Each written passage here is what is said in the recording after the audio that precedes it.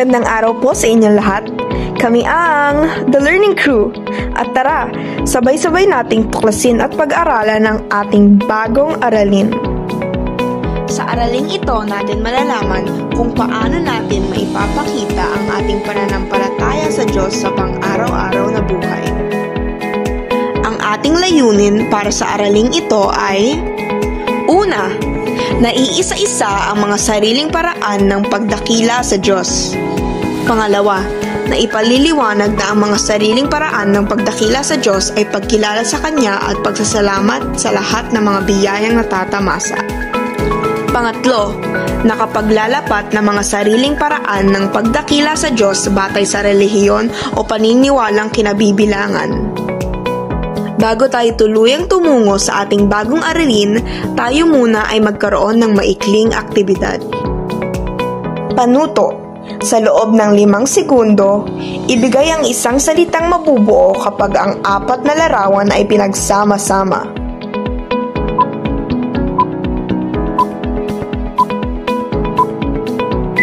Ang salitang mabubuo ay pagsisimba. Tama kayo.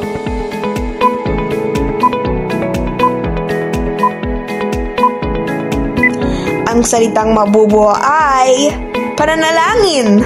Magaling! Tayo na at magpatuloy. Ano nga ba ang pagdakila sa Diyos? Ang pagdakila sa Diyos ay isang personal na pagpapahayag ng pananampalataya sa pamamagitan ng gawa, salita, at puso. Sa tuwing tayo ay nagsisisi, sumusunod, sumasamba, at nananalangin, ipinapakita nating kinikilala natin ang Kanyang kabanalan at kabutihan. Maipapakita natin ito sa pamamagitan ng tunay na pagsisisi, pagsunod sa Kanyang mga utos, pagsamba, at pananalangin. Sa paggawa nito, tayo ay mas nagiging mabuti at mas napapalapit sa Diyos sa araw-araw na pamumuhay. Ating tuklasin naman ang mga 4 na paraan ng pagdakila sa Diyos. Una, tunay na pagsisisi. Ito ang walang makapagsasabi na ang isang tao ay naghahangad na parangalan ang Diyos kung hindi niya tunay na pinagsisisihan ang kanyang mga kasalanan. At ang tunay na pagsisisi ay ang pagkakaroon ng pagkasuklam sa mga maling gawa at ugali at ang pagtalikod sa mga ito. Ang makasalanang gawain, pataguman o lantad na isinagawa ay hindi kailanman nakapagbibigay kaluguran sa harapan ng Panginoon.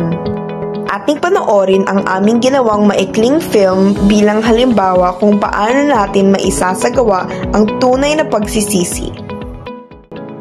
Napakabida-bida naman yung aboga, masiraan niya. Huwag kayong lumapit kay aboga, amoy putok.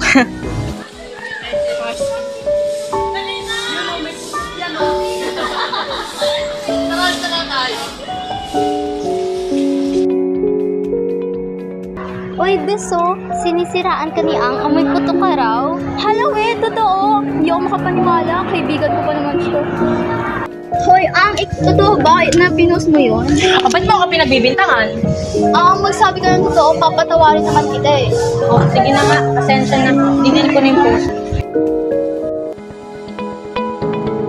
Ito ay nagpapakita na ang tunay na pagsisisi ay pagtanggap sa iyong pagkakamali ng bukal sa iyong kalooban.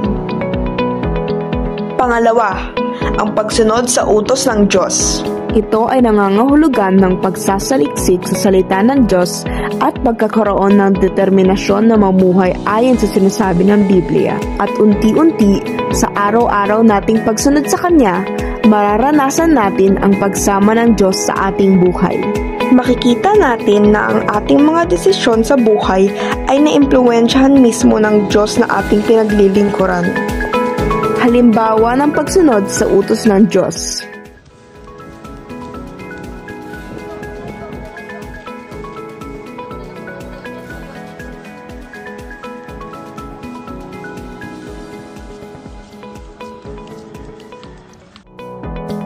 Isa sa mga utos ng Diyos ang paggalang sa iyong ina at ama, kaya dapat lang na atin silang tulungan at gabayan. Pangatlo, pagsamba. Ito ay ang pagbibigay ng parangal, pagpupuri, paggalang, pagpipitagan, at pagluwalhati sa isang mas nakakataas. Halimbawa ng pagsamba.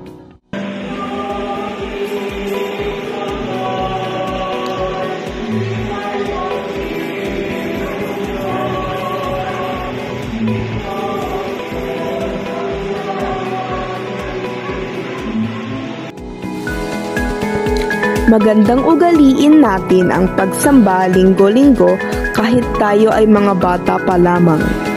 Pang-apat at panghuli, pananalangin. Ito ay isang mabisang paraan ng pakikipag-usap sa Diyos upang magpuri, magpasalamat, humingi ng tawad at magpahayag ng mga hinaing at kahilingan. Sa pamamagitan ng pagdarasal ay naipapakita ang pagtitiwala sa Diyos. Kasama sa bahagi nito ay ang pagpupuri sa Diyos, ang pagpapahayag ng pagkilala sa Kanyang kadakilaan at pagpapakumbaba sa lahat ng kahinaan na nararanasan. Halimbawa ng pananalangin.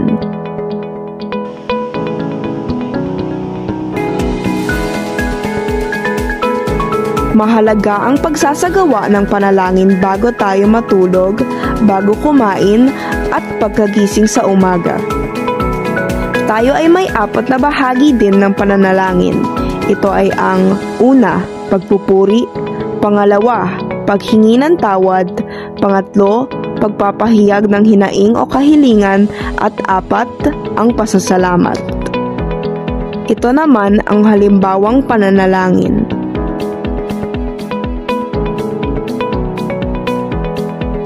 Naway ang mga paraang ito sa pagdakila sa Diyos ay ating maisagawa sa araw-araw na buhay.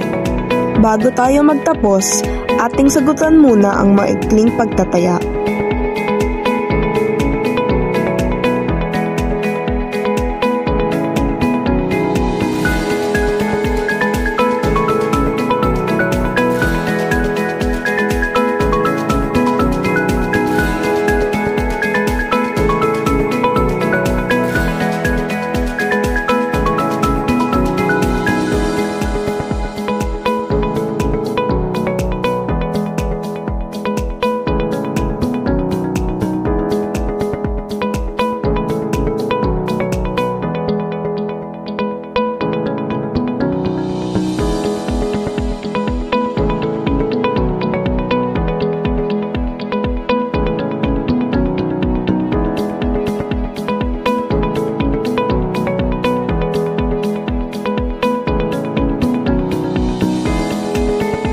Ito ang mga tamang sagot. Dito na nagtatapos ang ating napakabulhang talakayan ngayong araw. Sana ay maraming kayong natutunan. Maraming salamat. Hanggang sa muli nating pagkikita.